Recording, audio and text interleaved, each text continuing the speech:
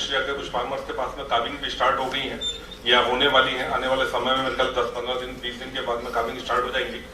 तो ये वो समय है जो सबसे इंपॉर्टेंट समय है पूरे डेयरी के लिए, पूरी अपनी डेयरी गाय की पूरी साइकिल के लिए। हम लोग इसको बोलते हैं नॉर्मली ट्रांजिशन को हम लोग बोलते हैं 90 डेज की हम बात करते हैं टोटल ट्रांजिशन को। नॉर्मली जो वो आम बोलचाल की भाषा में आता है वो काविंग के 21 दिन पहले आता है, जबकि एक्चुअल जो ट्रांजिशन की बात करते हैं, ट्रांजिशन का मतलब होता है एक स्टेज से दूसरी स्टेज में जाना। हम अपने शब्दों में टेक्निकली यदि बात करें तो 90 डेज का हम ट्रांजिशन लेकर चलते हैं। 90 डेज का मतलब ये होता है कि हम कोशिश करते हैं कि 60 डेज मतलब जब एनिमल ड्राई हुआ तब से आप उसके ऊपर में ध्यान देना शुरू करें।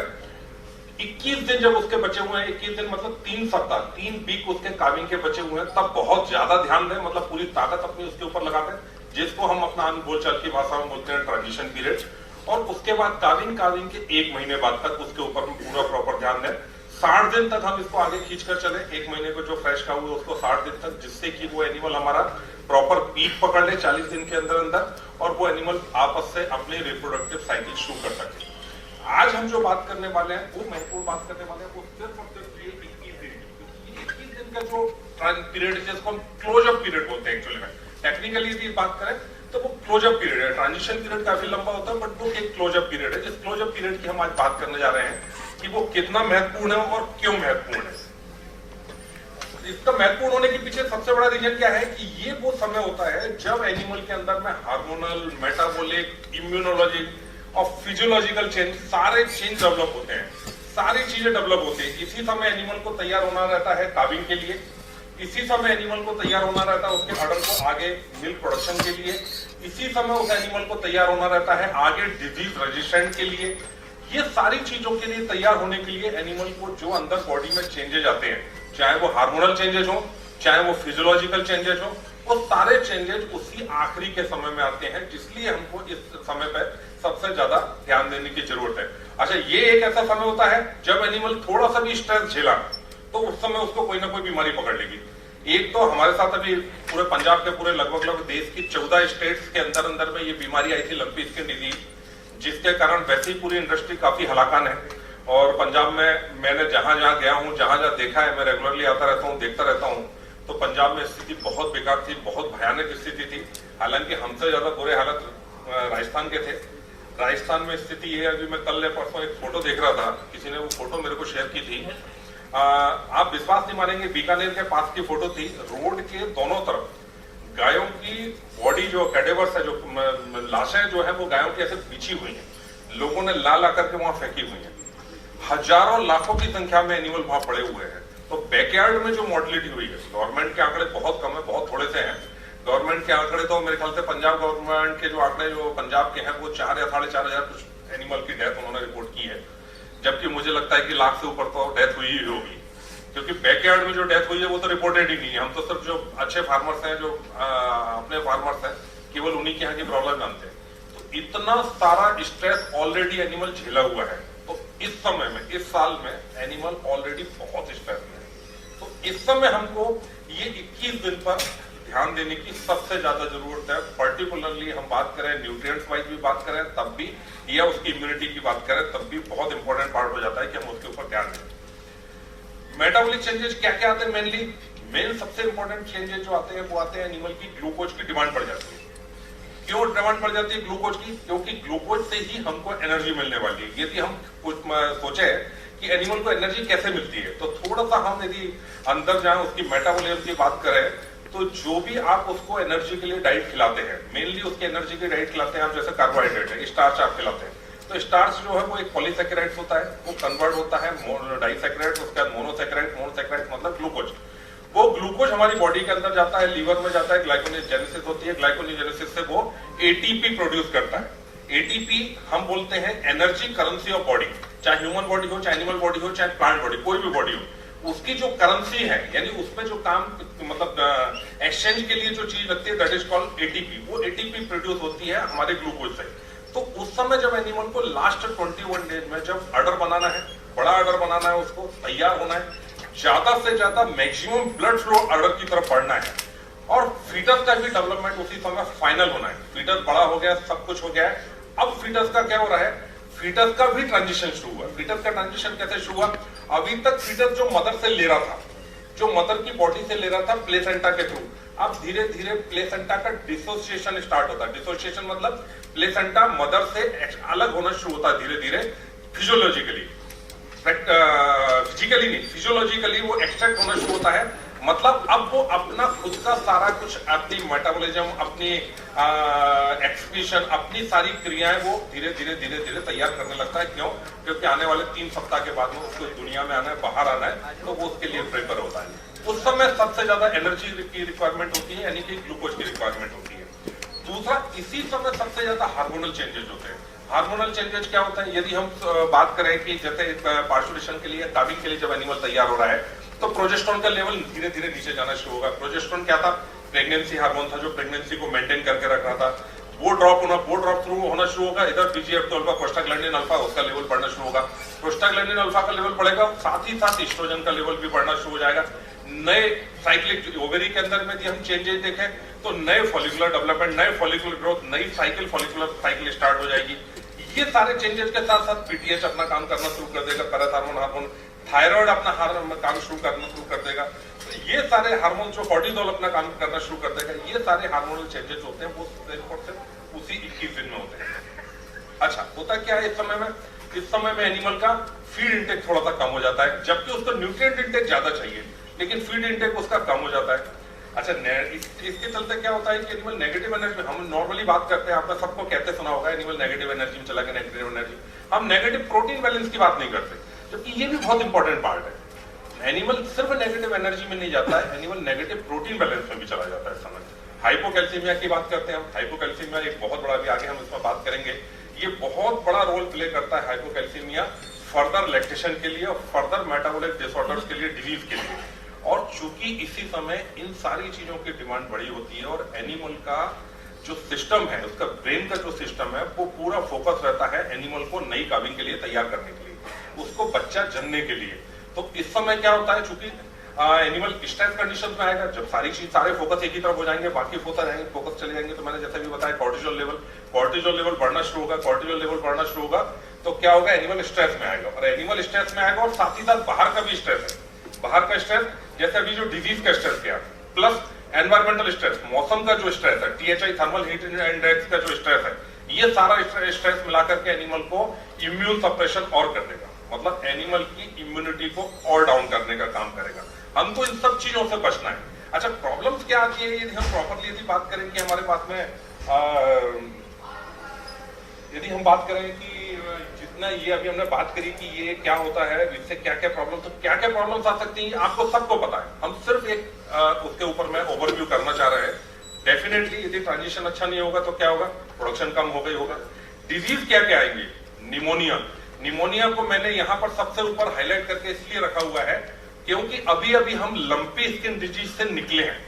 और लंपी स्किन डिजीज में मैंने, आपको याद होगा पिछले महीने यदि मेरी सेमिनार में आप लोगों ने अटेंड किया होगा तो आपने देखा होगा, मैंने कुछ फोटोग्राफ दिखाए थे जिसमें लंग्स के अंदर में भी नोड्यूल्स बने हुए थे। हम अभी जैसे जैसे ये लंपी स्किन निकलती जा रही है, हमको नई नई चीजें और देखने को मिल रही है। एक फार्म पे हमने देखा कि वहां मोर्टेलिटी हुई, लेकिन एनिमल में किसी में भी लंपी के कोई सिम्टम्स नहीं थे पूरे फार्म के अंदर। एक भी एनिमल में ना तो स्किन के ऊपर नोड्यूल्स बने थे, ना कोई हाई टेम्परेचर था, ना कुछ भी नहीं था, लेकिन डेथ हुई, सडन डेथ हुई। जब वहां सडन डेथ हुई, हम वहां पहुंचे और हमने इन्वेस्टिगेट करना शुरू किया, तो काफी सारे हमने सैंपल भेजे, लैब सैंपल भेजे, हमने किया, लेकिन हमको बहुत कुछ उसमें मिला नहीं। थोड़ा बहुत थैलेरिया वगैरह का ऐसा मिला हमको, बट ज्यादा कुछ लैब से हमको मिला नहीं। फिर हमने 2 काम किया। पहला तो उसका पोस्टमार्टम किया, जो एनिमल की डेथ हुई थी हमारे सामने।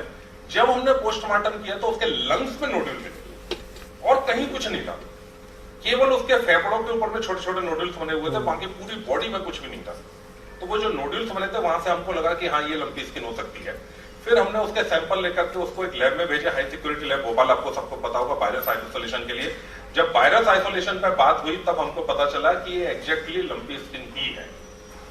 तो मतलब कहने का ये है कि लंपी स्किन ने जो आपको दिखाया वो तो आपने देखा, लेकिन ये वो चीज थी जो उसने दिखाई नहीं, और एनिमल को सिर्फ और सिर्फ निमोनिक साइन हुए। अभी भी मेरे पास में कुछ वीडियोस आते हैं, कुछ फोटोज आते हैं काफी डिफरेंट पार्ट ऑफ कंट्री से, जो बोलते हैं कि एनिमल सांस ले रहा है बहुत तेज तेज मुंह खोल करके, लेकिन लंपी नहीं है। तो वो बोलते हैं कि सर ये एचएस है। अभी मेरे पास ये भी कल परसों एक वीडियो आया, उसमें मेरे से पूछा गया कि सर ये एचएस है। मैंने कहा नहीं यार एचएस नहीं, ये लंपी है। बोले साहब लंपी है ही नहीं हमारे यहाँ, तो एक भी एनिमल में प्रॉब्लम नहीं है हमारे यहाँ लंपी की। मैंने कहा मत होने दो, तब भी लंपी है।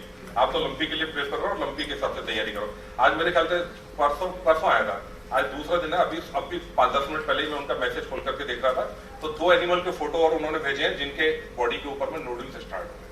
दैट मीन्स कि वो जो एनिमल जो एचएस से हम लोग वो हो रहे थे, वो भी लंपी था। तो लंपी ने इतना अंदर तक घाव किया हुआ है, इतना अंदर तक परेशान किया हुआ है, तो अभी भी आप इसको ये सोच करके मत चलिए कि लंपी खत्म हो चुकी है। अभी भी चांसेस है कि कुछ और प्रॉब्लम्स आ सकती है। आए ना आए, निमोनिया की प्रॉब्लम आना पक्का है कि आएगी। और यदि आपको ऐसा लगता है कि किसी एनिमल में निमोनिया दिख रहा है, आप ब्लड टेस्ट कराइए, एनीमिया नहीं मिलेगा। ये 2 चीजों का आप ध्यान रखिए, उसके लिए आप प्रिपेयर्ड रहिए।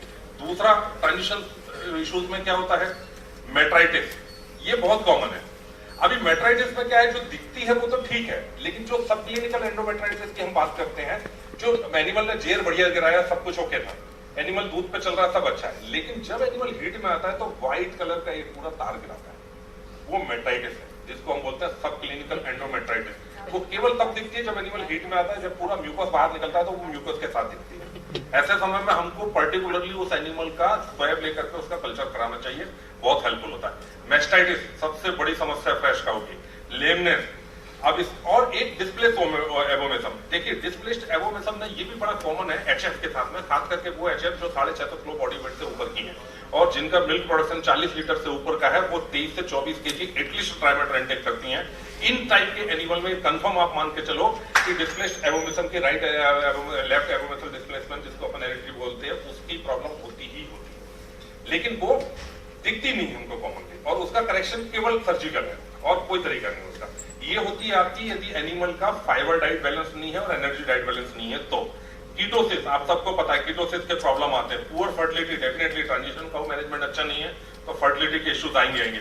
आरपी सबको पता है, रिटेंट प्लेसेंटा या जिसको आरओपी बोलते हैं, रिटेंशन ऑफ प्लेसेंटा बोलते हैं, डिस्टोकिया, कुछ गायस में आपको ये भी देखने को मिलेगा। 3 बेसिक चीजें हैं जिन पर हमको ध्यान रखने की जरूरत है।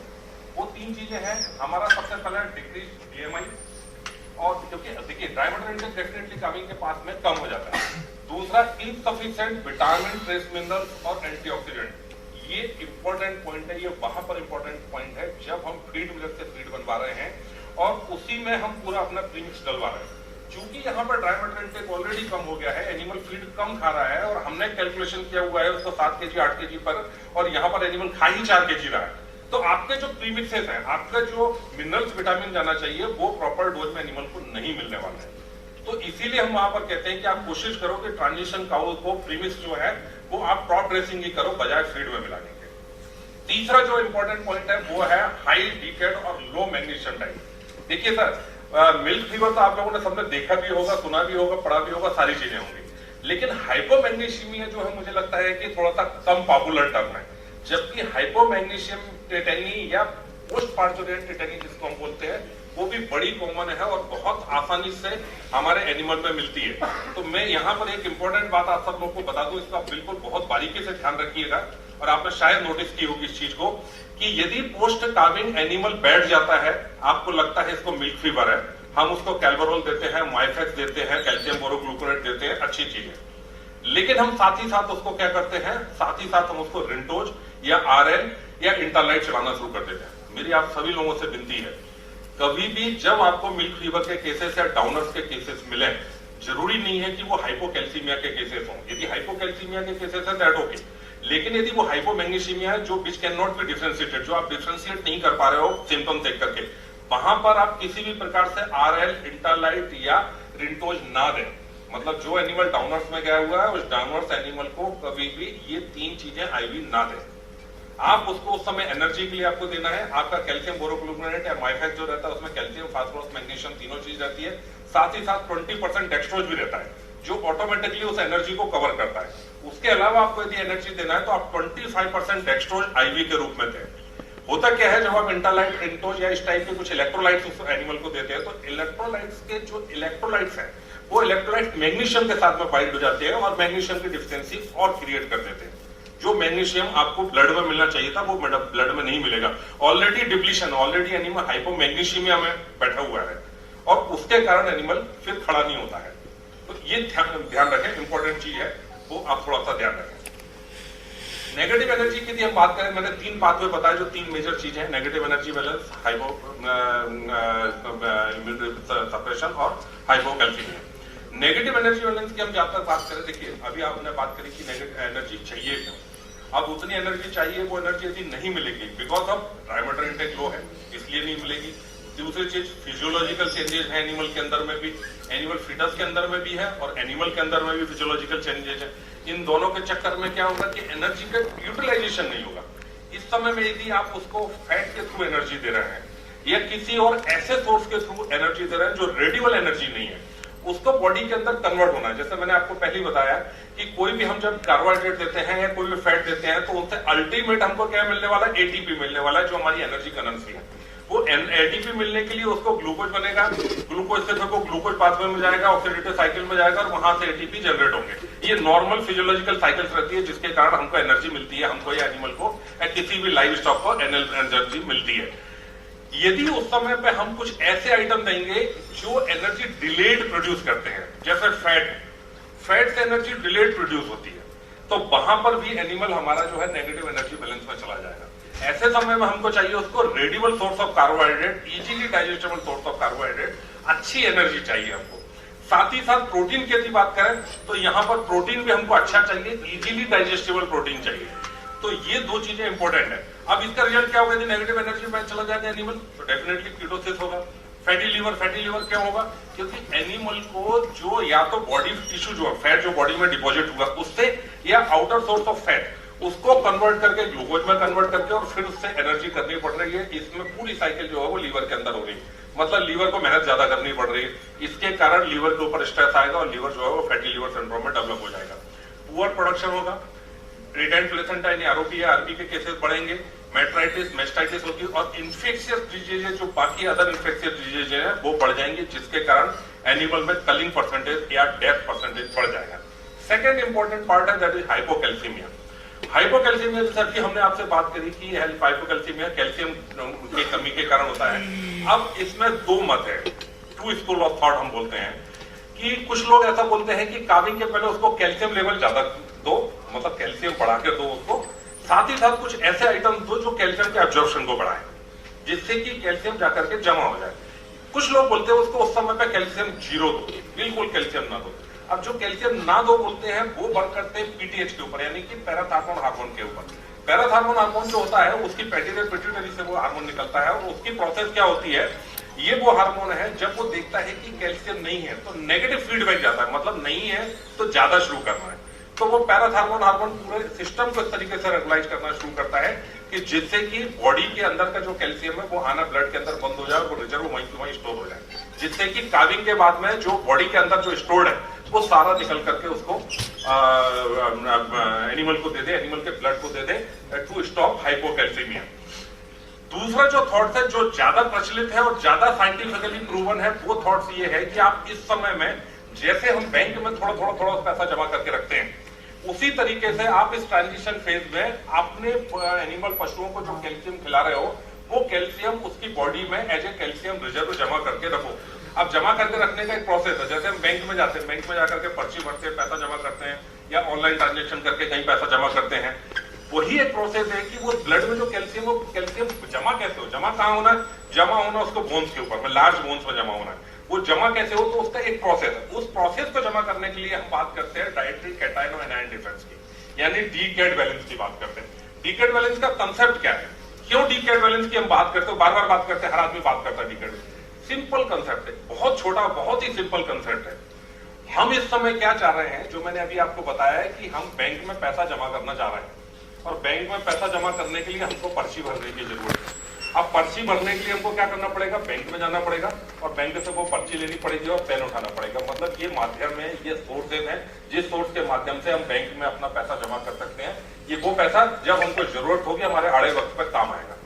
सेम इसी के लिए हम क्या करते हैं, जो हम अपने ब्लड को तैयार करते हैं, बॉडी के ब्लड को तैयार करते हैं, गाय के बॉडी के ब्लड को तैयार करते हैं, कि ये एक्सेस कैल्शियम जो हम इसको दे रहे हैं, जो इसके पास कैल्शियम जा रहा है, जिसकी अभी इसको जरूरत नहीं है, उस कैल्शियम को ये एब्जॉर्ब करे और एब्जॉर्ब करने के बाद में वो अपनी लार्ज बोन में स्टोर कर ले कि जब हमको जरूरत हो तो हम बोन से वापस मांग सकें। उसी कंडीशन को क्रिएट करने के लिए हम देते हैं डीकैट, यानी कि dietary cation anion difference. Cation हो गया मतलब पॉजिटिव चार्ज, एनायन मतलब हो गया नेगेटिव चार्ज। सिंपल सी चीज है।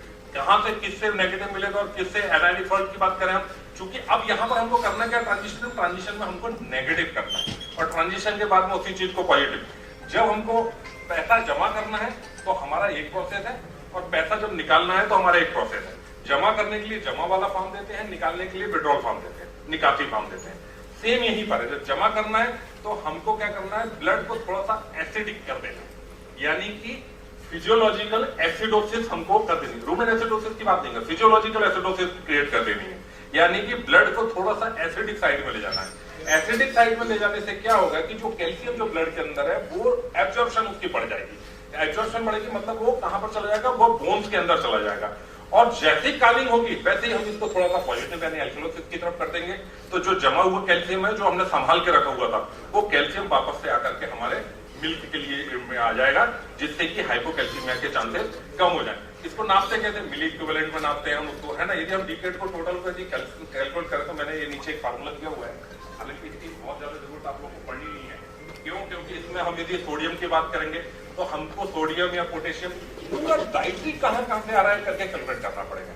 हम जो दे रहे हैं, हमने जैसे कुछ लोग अमोनियम क्लोराइड सॉल्ट देते हैं, कुछ सॉल्ट के थ्रू NaCl के थ्रू सोडियम आ रहा है वो दे दिया, या सोडा बाइकार्ब के थ्रू सोडियम आ रहा है वो कैलकुलेट नहीं। हमको हर चीज, क्योंकि देखिए किसी भी रॉ मटेरियल, मक्की हो, सरसों हो, किसी भी रॉ मटेरियल के अंदर में भी ये सारे मिनरल्स हैं, तो हमको वो भी सारे कैलकुलेट करने पड़ेंगे, तब जाकर के हम टोटल बैलेंस कर पाएंगे कि हमारे पास में कितना जा रहा है और कितना नहीं जा रहा है। इसका एक सिंपल सा तरीका है, सही जा रहा है या नहीं जा रहा है, इतना कैलकुलेशन करने की, इतना साइंस के अंदर घुसने की किसी को जरूरत नहीं। वो सारा काम हमारे जैसे लोगों के ऊपर छोड़ दीजिए, क्योंकि हमारा काम ही वही है। आप लोग का काम है फटाफट काम करना और आगे बढ़ जाना। सबसे अच्छा तरीका आपका है यूरिन पीएच। आपने ट्रांजिशन गाय का यूरिन लेना है, यूरिन पीएच का पेपर आता है, यूरिन पीएच के लिए मीटर आता है, डिजिटल मीटर आ गया, आजकल बड़े सस्ते और सिंपल से मीटर आ गए, आपने उसमें डाला और चेक कर लिया यूरिन पीएच क्या है। जो आपको लगा कि यूरिन पीएच 7 के ऊपर जा रहा है, 7 के ऊपर जा रहा है, इसका मतलब ये है कि आपका एनिमल तैयार नहीं है ट्रांजिशन के लिए। ट्रांजिशन के लिए तैयार करने के लिए पीएच को, यूरिन पीएच को 6.5 के आसपास रखना पड़ेगा। उससे नीचे भी नहीं जाना है और 7 के ऊपर भी नहीं जाना है। यदि मैं 7 के ऊपर चला गया मान लो, तो प्रॉब्लम क्या होगी, मिल्क फीवर के चांसेस बढ़ जाएंगे। लेकिन यदि आप पूछो कि मैं तो साहब बहुत बढ़िया इसको आए, देखिए जो नॉन कैलकुलेटिव देते हैं, जैसे हमने नौसादर देते हैं नॉर्मली, तो हमने नौसादर देना शुरू किया, that is non calculative anion. जब नॉन कैलकुलेटिव एनायनिक सॉल्ट हम देना शुरू करते हैं तो हो सकता है पीएच बहुत ज्यादा डाउन हो जाए। जब पीएच बहुत ज्यादा डाउन हो जाएगा तो आरपीएच के केसेस बढ़ जाएंगे, मतलब रिटेंशन ऑफ प्लेसेंटा के केसेस बढ़ जाएंगे।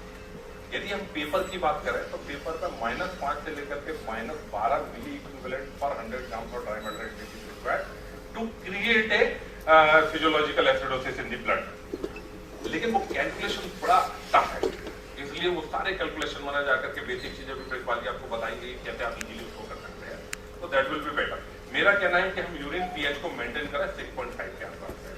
साथ ही साथ vitamin D is more important part two reduce the chances of hypocalcaemia. Calcium का एब्जॉर्प्शन जो है वो विटामिन डी के बिना नहीं होता है। विटामिन डी उसका सगा है, साथी है, उसको चाहिए, बिना उसके वो कहीं नहीं जाता।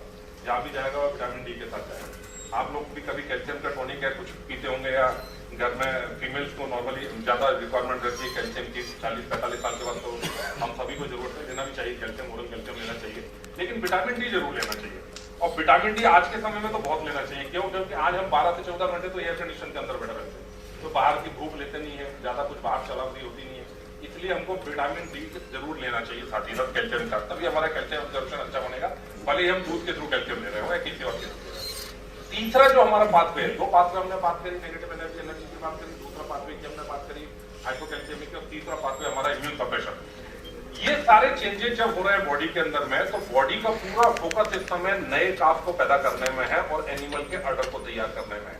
जब सारा फोकस वहां चला गया तो कहीं ना कहीं से फोकस हट गया, क्योंकि सारा ब्लड फ्लो, सारा एनर्जी, सारा मिनरल, सारा विटामिन, सारा कुछ अडर और कफ बच्चे की तरफ है। तो कहीं ना कहीं वो एनिमल स्ट्रेस में आना शुरू हो जाता है। जब वो एनिमल स्ट्रेस में आता है तो कोर्टिसोल लेवल, जो मैंने पहले ही बताया हार्मोन होता है कोर्टिसोल हार्मोन, वो लेवल ऊपर बढ़ जाता है। जब वो लेवल बढ़ता है तो एनिमल जो है वो स्ट्रेस में आ जाता है, और स्ट्रेस के कारण इम्यूनो सप्रेशन स्टार्ट हो जाता है। एक छोटा सा ग्राफ मैं आप लोग को बताना चाहता हूँ, ये इंटरनेशनल ग्राफ है और बहुत बढ़िया ग्राफ है ये। इसको आप यदि देखते हैं यहाँ पर, तो एक मैस्टाइटिस यदि एनिमल में प्रेगनेंसी के टाइम में मैस्टाइटिस हुआ, प्रेगनेंसी के टाइम में मैस्टाइटिस नहीं हुआ है, ये दो ग्रुप की बात करें तो आने वाले समय में आप देखोगे तो प्रेगनेंसी लॉस जो होता है, जहां पर मैस्टाइटिस बहुत ज्यादा हुआ था, यानी कि ड्राई पीरियड मैस्टाइटिस जहां पर हुआ था, उन एनिमल में यदि आप देखोगे तो प्रेगनेंसी लॉसेस काफी रहते हैं। जहां मैस्टाइटिस नहीं हुआ वहां प्रेगनेंसी लॉसेस कम है। सेम दूसरे हाथ पर यदि आप बात करोगे तो हम यदि इसको कंसेप्शन की बात करें तो आप देखोगे कि जिन एनिमल में मैस्टाइटिस हुआ था इस लैक्टेशन में या ड्राई पीरियड के टाइम में मैस्टाइटिस, उनका पुअर कंसेप्शन रेट मिलेगा आपको कमिंग लैक्टेशन में, आने वाले समय में। सेम चीज लेमनेस के साथ में भी, यदि हम लेमनेस की बात करें तो आपको सबको पता है लेम काऊ रहती है, वो रिपीट ज्यादा करती है, लेम काऊ रहती है, वो हीट में लेट आती है, हीट में आती नहीं है कई बार। तो ये ग्राफ जो है ये दिखा रहा है आपको कि उसकी रिप्रोडक्टिव परफॉर्मेंस यदि काऊ लेम है तो कैसी होती है। तो फाइनली हम इस कंक्लूजन पर पहुंच गए हैं कि हमारे 3 पाथवे हैं ट्रांजिशन में, जिनके ऊपर हमको ध्यान देने की जरूरत है। पहला, negative energy balance and protein, उसको हम कैसे कंट्रोल करेंगे? उसको कंट्रोल करेंगे न्यूट्रिशन सपोर्ट के साथ। न्यूट्रिशन सपोर्ट मतलब feed formulation according to your need and according to availability of raw material you have. मतलब उस समय आपके पास में साइलेज की क्वालिटी क्या है, साइलेज में कितना परसेंट स्टार्च है, आपके पास जो जो रॉ मटेरियल अवेलेबल है, या कोई ब्रांडेड फीड आप यूज कर रहे हैं तो ब्रांडेड फीड का ग्रोथ प्रोटीन क्या है, ब्रांडेड फीड के अंदर में एनर्जी कितनी है, उसके बेसिस पर आपका जो फॉर्मुलेशन होगा और आपका ब्रीड कितनी अच्छी है और आपका प्रोडक्शन लेवल क्या है जो आप अचीव करते हैं, उन चीजों को देख करके उसके थ्रू हम नेगेटिव एनर्जी और नेगेटिव प्रोटीन बैलेंस को रोक सकते हैं। दूसरी चीज, हाइपोकैल्सीमिया। हाइपोकैल्सीमिया को रोकने का सबसे अच्छा तरीका है, जो अभी हमने डीकेट की बात करी, वो हमने बात करी कि with good DCAD balance. Good DCAD balance का मतलब है यूरिन पीएच 6.5 के आसपास मेंटेन करना। आप 6 के नीचे नहीं जाना है आपको और 7 के ऊपर नहीं जाना है आपको उसके बीच में रहना है। और तीसरा है इम्यून सप्रेशन। इम्यून सप्रेशन को हम कैसे मैनेज कर सकते हैं? ये बहुत अच्छी क्वालिटी के, देखिए क्वालिटी भी इंपॉर्टेंट है, मैं क्वालिटी की बात इसलिए कर रहा हूं कि कई बार क्या होता है कि हम कोई भी मिनरल मिक्सचर चला रहे हैं, कुछ भी चला रहे हैं, कोई लोकल कंपनी का आ गया वो चला ली। देखिए इसमें ना वेरिएशन बहुत है। यदि मैं विटामिन की बात करूं तो विटामिन का आप मान के चलो कि 100 रुपीज से लेकर के 1000 रुपीज और लाख रुपीज पर केजी तक के विटामिन अवेलेबल है मार्केट के अंदर में। जो कौन सी कंपनी कौन से क्वालिटी का, किस कंपनी का किस लेवल का विटामिन और मिनरल प्रीमिक्स यूज कर रही है, that is more important part. The quality of product बहुत इंपॉर्टेंट होती है यहाँ पर, क्वांटिटी के साथ साथ। तो आप बहुत अच्छी क्वालिटी और क्वांटिटी के साथ में आप इम्यून सप्रेशन को रोक सकते हो। ये जो 3 चीजें हैं ये बहुत इंपॉर्टेंट है जो हमको रोकना चाहिए। कंटिन्यू, टाइम है ना? अब हम थोड़ा सा बात करते हैं कॉमन मेटाबॉलिक डिसऑर्डर पर। मेटाबॉलिक डिसऑर्डर का मतलब क्या होता है? हमने काविंग हो गई, ट्रांजिशन हो गया, काविंग हो गई। अब काविंग के बाद के कुछ प्रॉब्लम्स जो आ जाते हैं, may be because of lacking behind the good transition management, जो बहुत अच्छे से हमने ट्रांजिशन के ऊपर में फोकस नहीं किया या मेहनत नहीं कर पाई, किसी कारण से तकलीफ हो गई, या स्ट्रेस में एनिमल था, डिजीज के कारण था, उसके कारण, या नॉर्मली बाद में पोस्ट काविंग के बाद में पोस्ट काविंग मैनेजमेंट, स्ट्रेस का वो मैनेजमेंट बहुत अच्छा नहीं रहा, उसके कारण कुछ कॉमन डिसऑर्डर्स आते हैं, हम उसकी बात करते हैं। पहला जो डिसऑर्डर है वो है रूमिनल एसिडोसिस। रूमिनल एसिडोसिस एक बहुत ही कॉमन फीचर है, आप लोग सब लोग देखते हो, सबको पता है, सबके यहाँ पर कुछ ना कुछ सब क्लिनिकल रूमिनल एसिडोसिस की हम बात करते हैं, सारा की बात करते हैं, सब एक्यूट रूमिनल एसिडोसिस ऐसे आधे सारा की बात करते हैं, कॉमनली मिलता है। और खास करके हाई यील्डिंग एनिमल मिलता है जहाँ हाई ग्रेन डाइट, चूंकि हाई यील्डिंग एनिमल है तो हमको ग्रेन डाइट हाई देनी ही पड़ेगी, मजबूरी है हमारी। उसके कारण मैंने जो होता है जहां पर कि हमको बेटर बफर का यूज करना चाहिए। ये यदि एक्यूट फॉर्म में हो, सब एक्यूट फॉर्म में हो तो हम कंट्रोल कर सकते हैं। प्रॉब्लम्स आएंगे, लेमनेस की प्रॉब्लम्स आएंगी, डायमीटर इंटेक की प्रॉब्लम्स आएंगी, मिल्क प्रोडक्शन की प्रॉब्लम आएगी, इवन मैस्टाइटिस की प्रॉब्लम आएगी। कई बार ये दूध में आप देखते हैं कि दूध एकदम बढ़िया आ रहा है, ऑर्डर में कहीं कोई सूजन नहीं है, सिर्फ व्हाइट कलर के फ्लैक्स आ रहे हैं, ओनली व्हाइट फ्लैक्स, मतलब फ्लैक्स छिछड़ा, क्या बोलते हैं उसको, छिछड़ा ही बोलते हैं, क्या बोलते हैं पंजाबी में, वो यदि आ रहा है केवल व्हाइट कलर का, दूध एकदम ओके है, सब कुछ ओके है, ऑर्डर भी ओके है, आप मान के चलिए कि उसके पीछे रीजन रूमिनल एसिडोसिस है और कुछ नहीं। कोई हम वहां पर कितनी एंटीबायोटिक लगाओ कोई काम नहीं करने वाले, कितनी इंट्रामेमोरी डालो कोई काम नहीं करने वाले। कोई काम नहीं करने वाली। वहां पर यदि आप एसिडोसिस को कंट्रोल कर लेते हो तो आपका काम बन जाता है। तो एसिडोसिस एक जो प्रॉब्लम है उसको भी हमको एड्रेस करना चाहिए, दैट इज मोर इंपॉर्टेंट।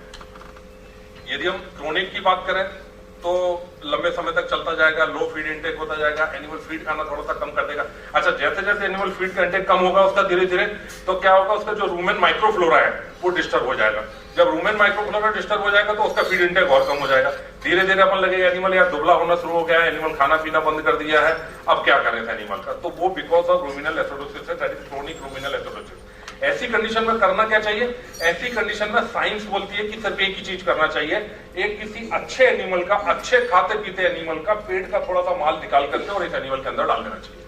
सबसे अच्छा तरीका वो होता है कि हम रूमेन लिकर निकाल करके रूमेन लिकर को ट्रांसफर करें। अब रूमेन लिकर निकालने का भी एक तरीका है, separately we will discuss some other time.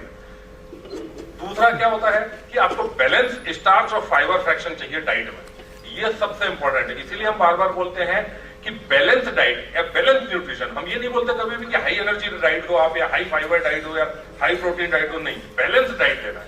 Balance diet is more requirement for ruminal acidosis.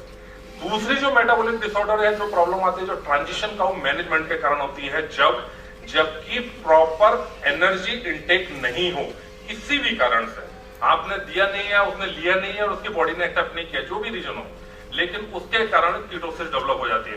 Ketosis develop क्या होती है? जब डिमांड तो बहुत ज्यादा है ग्लूकोज की, क्यों? क्योंकि मिल्क प्रोडक्शन अच्छा है, हाई प्रोडक्शन पे आना एनिमल को, उसके लिए डिमांड चाहिए, उसको ग्लूकोज चाहिए, लेकिन ग्लूकोज अवेलेबल नहीं हो पा रहा।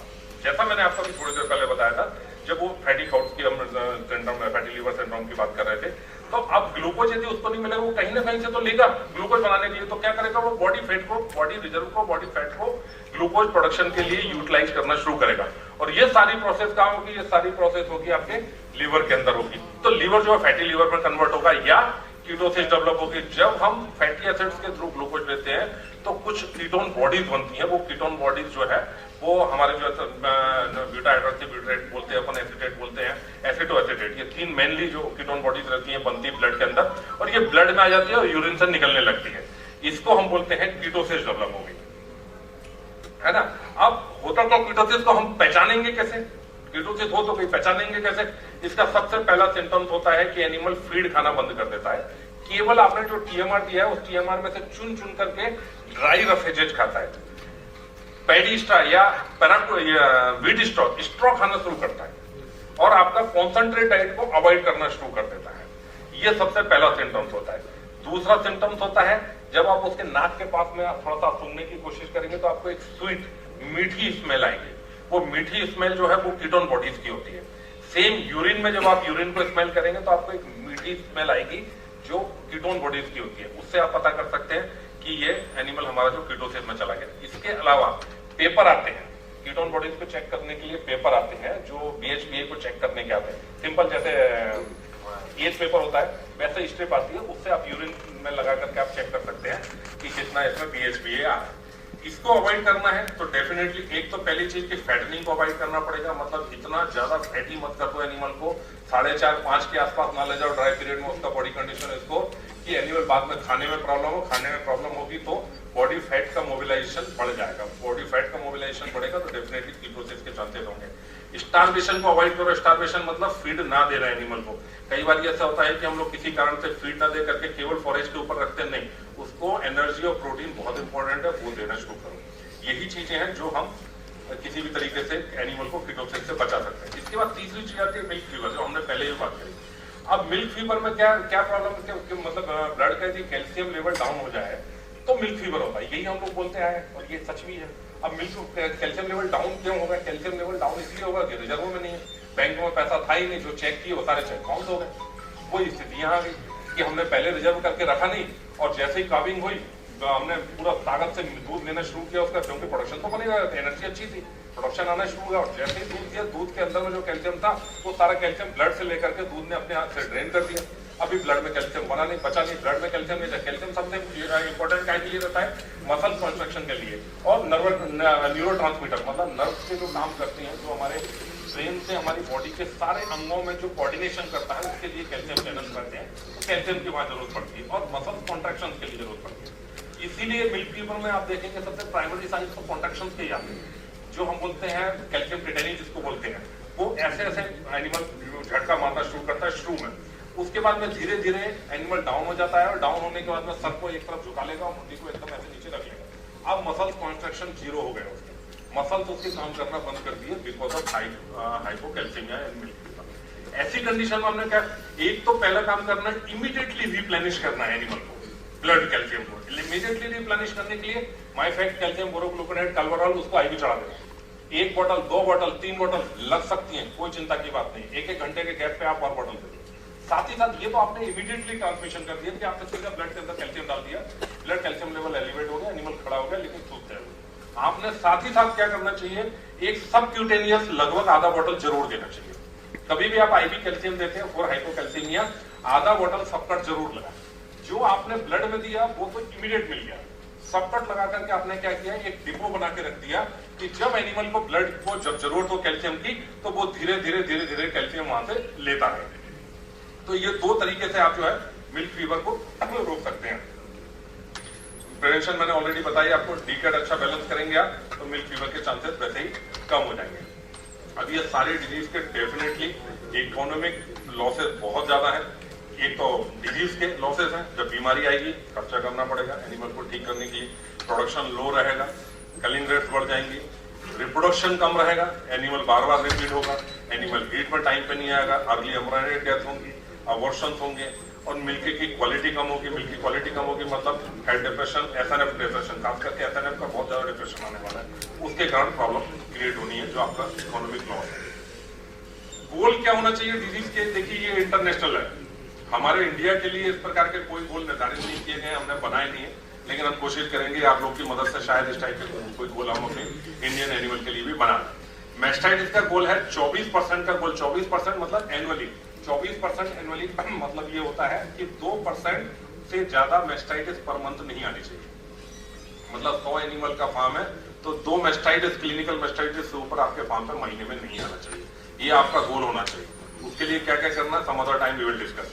लेमनेस एनुअली यदि हम बात करें, कामिंग केसेस पर कामिंग के मतलब जितनी कामिंग आपकी हुई है उसकी बात करें तो 10% से नीचे जो है वो लेमनेस का हमारे पास में बैकग्राउंड होना चाहिए। लेफ्ट डिस्प्लेसमेंट एवोमिशन की यदि बात करें तो that should be below 2%। Metritis की बात करें 10% से नीचे, निमोनिया 5% से नीचे, मिल्क फीवर 5% से नीचे और डिस्ट्रोफिया 5% से नीचे थ्रू आउट द कामिंग। ये हमारा गोल होना चाहिए। देखिए 0 तो हम नहीं कर सकते क्योंकि लाइफ है, लाइफ के साथ में प्रॉब्लम जुड़ी हुई है।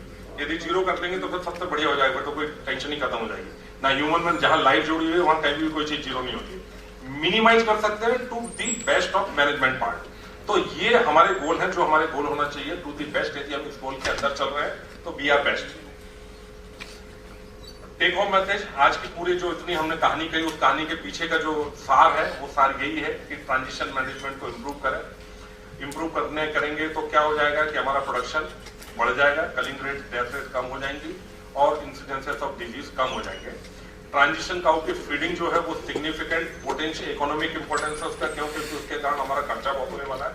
और मैनेजमेंट की जो कॉस्ट है, हमको लगता है कि यार ये तो बहुत महंगी आइटम डलवा रहे हैं यार, ये तो बहुत महंगी चीज बोल रहे हैं डालने के लिए, लेकिन वो पे बैक करती है। यदि आपकी 2% डिजीज भी रुक गई तो वो सारा पैसा आपका वसूल हो जाता है। इसलिए ट्रांजिशन काउ के ऊपर में जो कॉस्ट लग रही है वो आपको पे बैक होगी, उसके पीछे चिंता ना करो, कोई ज्यादा खर्चा नहीं होगा। Thank you very much, thank you for listening.